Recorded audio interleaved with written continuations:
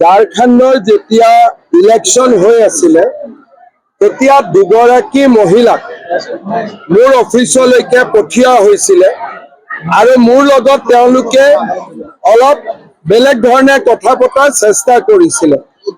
তেতিয়া মই অলপমান সন্দেহ হৈ তেওঁলোকক যি ধৰণে বিদায় দিব লাগে মই বিদায় দিছিলোঁ। এতিয়া ৰাতিপুৱা ঝাৰখণ্ডৰ মুখ্যমন্ত্ৰী প্ৰাক্তন মুখ্যমন্ত্ৰী বাবুলাল মাৰাণ্ডী এটা টুইট কৰিছে যে মোক কৰবাত ফচাবৰ কাৰণে এটা ষড়যন্ত্ৰ কৰা হৈছিল বুলি। বিষয়টো মই ডিটেইলছ নাজানো কাৰণ মই ইতিমধ্যে মিটিঙত ওলাই আহিলোঁ। মই মাত্ৰ টুইটটো পঢ়িছোঁ।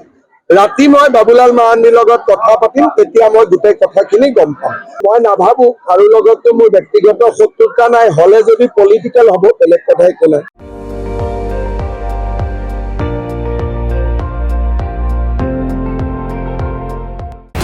আপুনি চাই আছে ND24, সৰ্বশ্ৰেষ্ঠ নহয় সৰ্বোত্তমৰ দৌৰ।